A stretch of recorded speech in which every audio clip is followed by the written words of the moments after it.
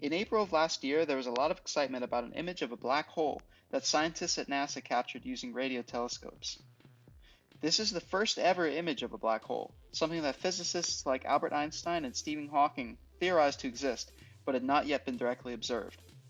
This black hole is located at the center of Messier 87, a galaxy in the Virgo constellation 55 million light years away.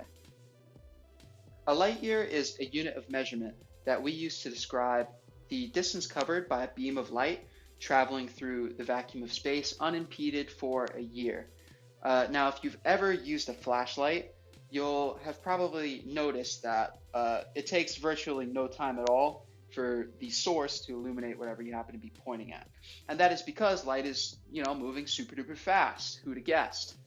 A light year is approximately 6 trillion miles, which is equivalent to 12.5 million round trips to the moon, or a road trip that lasts 9.8 million years traveling at the highway speed limit.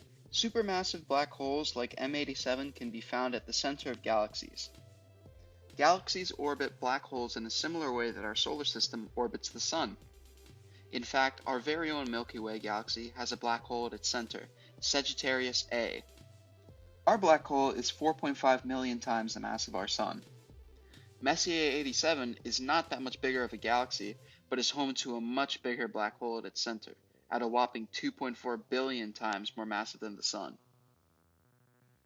So the black hole is really big and it's really far away, but what is it?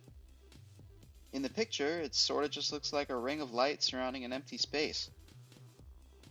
That ring is the only reason we can see a black hole out there at all, since it would otherwise blend in perfectly with the darkness of space. But a black hole is not simply an empty hole in space. In fact, it is quite literally the opposite of empty. All that stuff surrounding it is being consumed by the thing. When a star much bigger than our own sun reaches the end of its life, the iron core of the star can no longer burn fuel, and the pressures being exerted on the core are so great that we reach a tipping point. The core's matter is pushed to the absolute limit until the very particles that make up the core collapse in a spectacular explosion known as a supernova. This explosion is so powerful that its shockwave can trigger the formation of new stars in nearby nebulae. Our star may be gone, but in its place is left a single point of mass in space. This mass is dense, like really, really dense. I can only squeeze this ball of paper so small, with maybe 50 pounds of grip strength. Under 725,000 pounds per square inch of pressure, at somewhere around 2,000 degrees Fahrenheit, this ball of paper may begin forming into a diamond. Now, if I could squash the entire Earth into a ball of this volume, which I promise I wouldn't do if I could create my very own black hole, which would then proceed to kill me instantly and swallow up anything left behind. We call the point of origin of a black hole the singularity. The singularity is infinitely small and infinitely dense, and there is nothing in the universe that we are aware of that can escape the gravitational pull of the singularity. Not planets, not other suns, not even light can escape if it gets too close. The pitch-dark, textureless void that gives a black hole its appearance is called the event horizon, the point of no return. How can there possibly be such anomalies in nature? I mean, infinities are supposed to be theoretical values in math, not physical properties. How can an object in the universe that is fairly common have the power to completely remove planets, stars from existence? Our best theories of the universe, general relativity and quantum theory, can explain the existence of black holes, but not the extreme nature of singularities and what exactly happens to matter that finds its way inside of them. Black holes violate a key principle of quantum mechanics, the idea that information cannot be destroyed.